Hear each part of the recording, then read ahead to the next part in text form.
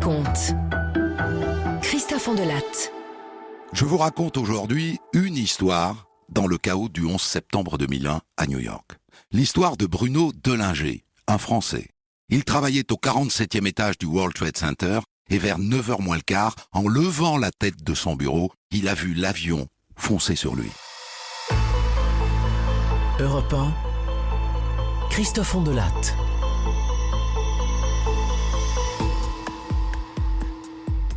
Ce matin-là du 11 septembre 2001, Bruno se lève bon pied bon oeil. Il y a 2 jours encore, il était à Paris pour affaires. Le décalage horaire lui donne la pêche. Il écoute RFI, en français, avale son petit déjeuner et enfile l'uniforme des hommes de la finance à New York, costume gris à fines rayures, chemise blanche et cravate bleue. Et le voilà dans la rue. Ce matin du 11 septembre 2001, le ciel de New York est bleu azur. Et Bruno Delinger se dirige vers le métro serein. Ça fait 4 ans que lui, le petit Frenchie de la banlieue lyonnaise, s'est installé ici, à New York. 4 ans qu'il a fondé au pays du rêve sa société de conseil en investissement, Quint Amasis. Il aide des Américains à investir en Europe et des Européens à investir aux États-Unis. Ce n'est pas une grosse boîte, hein. Il n'a que 2 salariés. Mais il a tout de même réussi à s'offrir un bureau dans le World Trade Center, dans le poumon de la finance américaine. Et franchement, 4 ans après, il lui arrive encore, quand il s'installe dans ce bureau au 47e étage, de murmurer à voix basse « Putain, c'est pas vrai, je suis dans le World Trade Center !» Et le voilà d'ailleurs ce matin-là, assis dans son gros fauteuil en cuir noir, au 47e étage. Il est 8h15 et comme tous les matins, il lit ses mails. Et ce qui est agréable quand on domine la ville comme ça, c'est le silence, c'est le calme, c'est la vue. Manhattan à ses pieds, la rivière Hudson qui coule au loin. C'est beau, c'est magnifique. Et Bruno en est encore à lire ses mails quand une demi-heure plus tard, à 8h46 précisément, il entend un bruit strident. Un bruit qui lui fait lever la tête de son ordinateur. Putain, c'est quoi ça? Ça va très vite. Par la fenêtre de son bureau, il voit un avion. Pas un petit coucou, non, un gros avion qui fonce sur lui et va frapper la tour 46 étages plus haut, quelque part entre le 93e et le 99e étage. Un choc extraordinaire puisque le bâtiment a vacillé très fortement. Il a oscillé de je ne sais pas combien de centimètres, mais nous n'arrivions à peine à nous tenir debout. Au mur, un portrait dégringole, une statuette en marbre valdingue. Et Bruno rattrape sa collègue de justesse, elle allait tomber. Et par la fenêtre, c'est hallucinant. On voit tomber de tout. Des poutrelles de la façade, des bouts de verre, des morceaux de l'avion, du kérosène, des étincelles et aussi des corps, des bouts de corps. Sa collègue demande angoissée. « Mais qu'est-ce qui se passe? C'est un tremblement de terre ?» Elle n'a pas vu. Elle n'a pas vu l'avion débouler. « T'inquiète pas, c'est un avion. » Un avion? Comment voulez-vous qu'elle comprenne? Un avion, c'est impossible. Comment envisager rationnellement qu'un Boeing 767 d'American Airlines, avec à son bord 11 membres d'équipage, 81 passagers dont 5 terroristes, vient de frapper la tour? À 8h49, 3 minutes après le crash, CNN interrompt ses programmes et montre les premières images de la tour Nord. Vous êtes en train de voir en direct une scène très perturbante. Il s'agit du World Trade Center et on nous rapporte, sans que ce soit confirmé, qu'un avion s'est écrasé dans une des tours du World Trade Center. Mais Bruno ne regarde pas CNN. Il a vu l'avion pourtant, et ces choses passer devant sa fenêtre, mais il ne réalise pas. Il ouvre la porte de son bureau. Dans le couloir, les plafonds sont défoncés. Il y a de la fumée blanche partout. Mais il ne panique pas. Il devrait partir maintenant, enfiler l'escalier en courant, comme le font d'ailleurs ses 2 employés, Suzanne et Jonathan, mais non, il reste encore un peu. Il range son bureau, il raccroche un tableau tombé du mur, il rempote même un bambou qui s'est renversé. Et il range son ordinateur portable dans le tiroir de son bureau et il le ferme à clé. Dérisoire. Et là d'un coup, D'un coup, il ressent le besoin de partir maintenant. Ça lui vient comme un sixième sens. Il est 9h. On l'apprend à l'instant, une information hallucinante. Un avion de tourisme s'est écrasé cet après-midi dans la partie supérieure de l'une des 2 tours du World Trade Center à New York. Les Twins, c'est donc l'une des plus hautes tours de Manhattan. Nous vous tiendrons évidemment informés de l'évolution de cette information tout au long de cet après-midi. Dans le couloir, il y a cette fumée partout, mais pas vraiment de cris et pas de panique. Et pourtant, les plaques du plafond sont tombées et on entend de l'eau couler massivement dans l'ascenseur de service. J'ai croisé des gens dont je revois encore les silhouettes dans les fumées qui étaient déjà dans tous les couloirs. Et ces gens-là sont partis en même temps que moi. Ils ont pris un escalier différent de celui que j'ai emprunté. Eux sont morts. Bruno, en bon élève, choisit de prendre l'escalier central que la sécurité de la tour lui a attribué durant les exercices.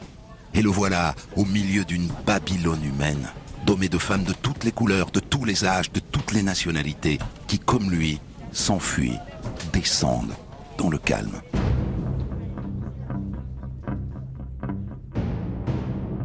À 9h03, ni lui, ni les autres n'entendent le 2e avion percuter la tour sud du World Trade Center. Mais Bruno l'apprend quelques volets de marche plus bas grâce à un homme derrière lui qui reçoit un SMS. Mais là non plus, il ne réalise pas l'ampleur du drame au milieu duquel il se trouve, lui et les autres. Cet escalier n'est pas très large. On peut passer à 2 à la fois, pas plus. Alors Bruno se serre contre la rampe. Et souvent, il faut s'arrêter, laisser passer les blessés portés par leurs collègues de bureau. Il y en a qui ont la chair à vif et d'autres qui n'ont plus de cheveux. Bruno, autant qu'il le peut, ne les regarde pas. C'est étonnant parce que l'être humain a des ressources et des mécanismes de défense qui se mettent immédiatement en place. Pour ce qui me concerne, j'ai pas paniqué un seul instant parce que je savais que de toute façon la panique c'était la mort, je dirais. Et donc je crois que tout le monde réagissait de cette manière.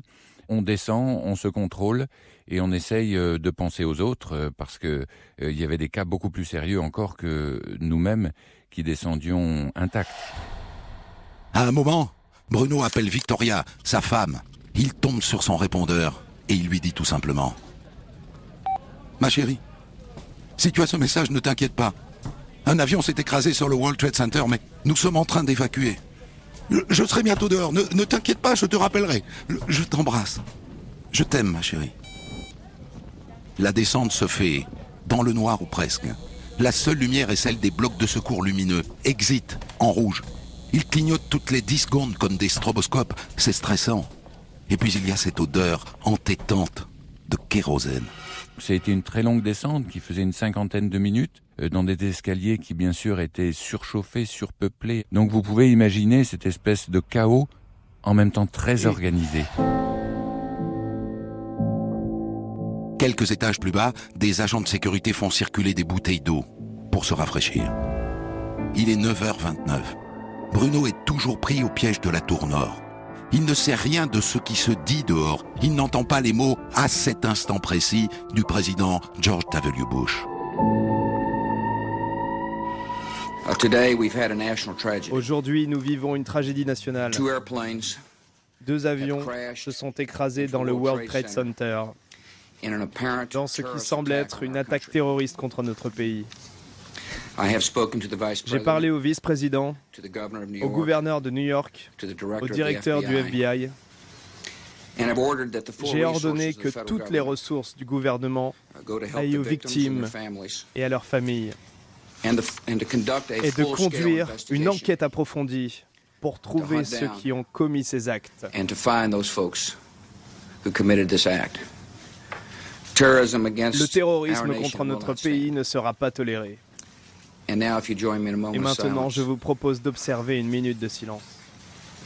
Que Dieu bénisse les victimes, leurs familles et l'Amérique. Cela fait 50 minutes que Bruno est entré dans cet escalier sans fin. Il est essoufflé. Il n'en peut plus. Mais il avance toujours, comme ceux qui sont devant et ceux qui sont derrière lui. Il se dit que quand il arrivera en bas, il sera sauvé. Il est loin d'imaginer que ce qui l'attend en bas, c'est un cataclysme.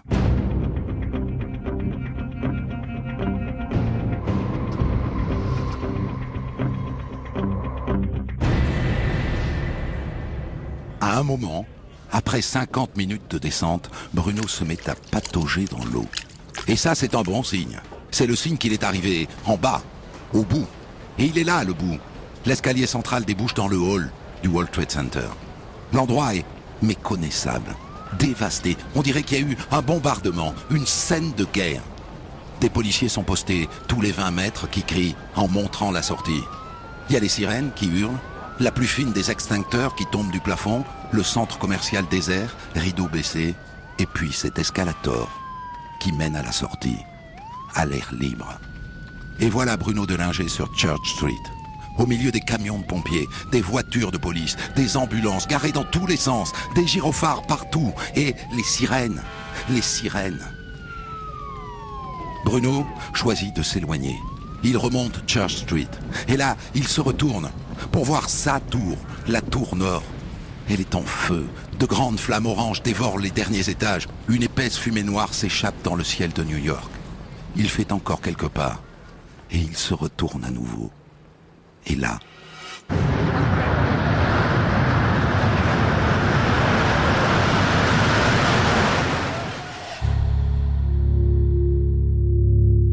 Il est 9h59 et la tour sud du World Trade Center vient de s'effondrer. Sur lui, il est à 50 mètres du pied de la tour. 415 mètres de ferraille et de béton sont en train de lui tomber dessus. Il a moins d'une seconde pour trouver un abri.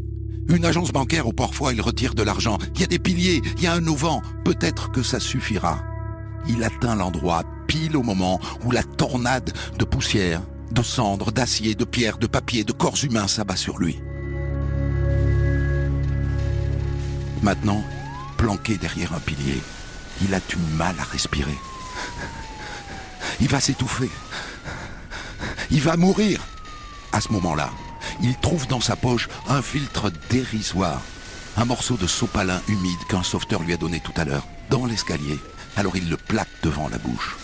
Et d'un coup, l'énorme fracas laisse place au silence. Je n'ai jamais eu peur pour ma vie, sauf quand j'ai vu arriver cette énorme boule monstrueuse de gravats et de débris qui se précipitait sur nous. Et là, j'ai vraiment craint le pire parce que je ne savais pas comment l'éviter, j'ai eu beaucoup de chance. C'est là qu'un type enfermé dans la banque, qui s'avère être un policier du FBI, l'attrape, le jette à l'intérieur avant de refermer la porte. Ouf! L'air est enfin respirable. On lui dit de cracher, de vider ses poumons. Alors il crache. À un moment donné, il se voit dans une glace. Il est noir de cendre. Il veut se laver, se rincer, mais la cendre est comme incrustée sous sa peau. À ce moment-là, quelqu'un crie. La tour nord va s'effondrer! Et tous ceux qui sont là décident de se réfugier dans les coffres de la banque, au sous-sol. Mais pas Bruno. Ah non!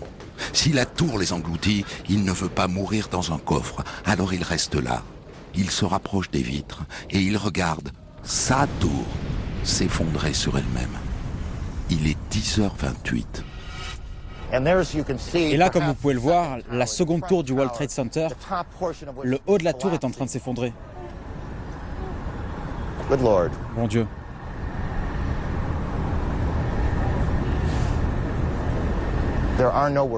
Il n'y a pas de mots. Vous pouvez voir l'immeuble qui s'effondre. Vous pouvez voir la fumée monter. Et à nouveau, la poussière, le chaos. Mais cette fois, Bruno est protégé par les vitres.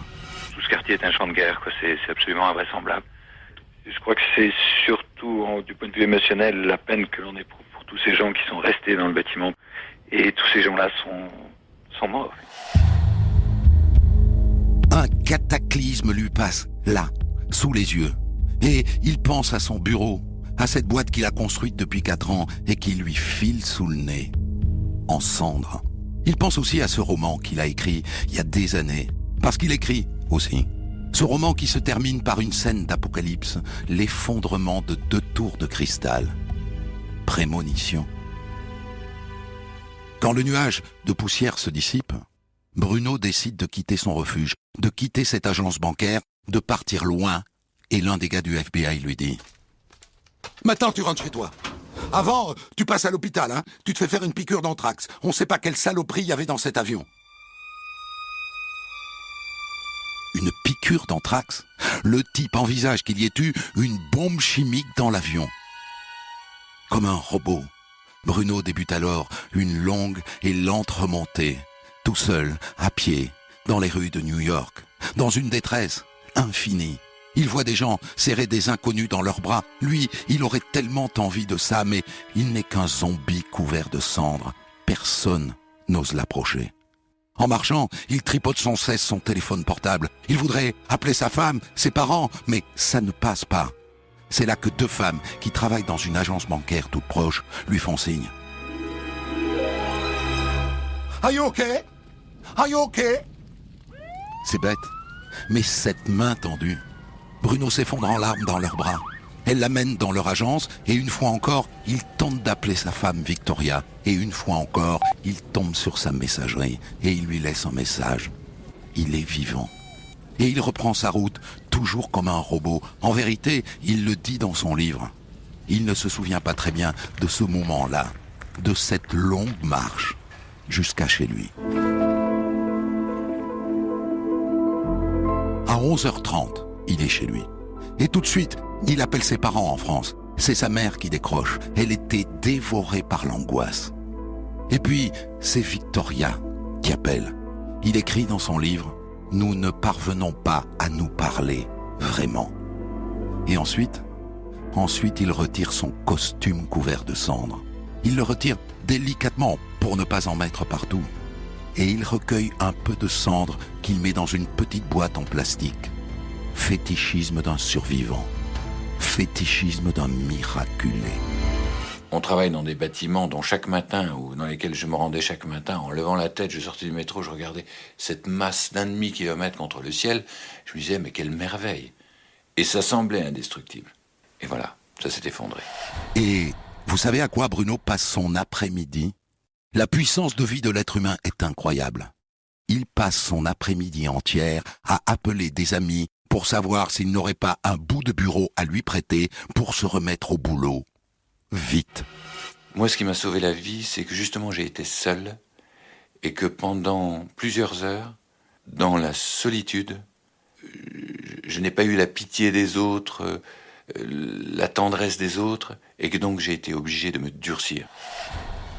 Vers 18h, Bruno Delinger se pose devant la télévision. Hébété, il regarde en boucle les images de son monde qui vient de s'effondrer. Et il reste là comme ça, seul, sur son canapé, devant la télé, jusqu'à 4h du matin. Jusqu'à ce que le téléphone sonne, c'est Europe 1, c'est pour une interview. Je dois vous dire, en remontant chez moi, j'ai pleuré. J'ai pleuré et je continue à avoir des sanglots quand je pense à tous ces gens. J'ai monté ma société il y a 4 ans. Ma première réaction, c'est de dire je ne peux pas laisser des barbares pareils détruire tout ce que j'ai fait et tout ce que mes collaborateurs ont fait. Je veux le reconstruire. À ce moment précis, commence la 2e vie de Bruno Delinger. Des centaines d'histoires disponibles sur vos plateformes d'écoute et sur europe1.fr.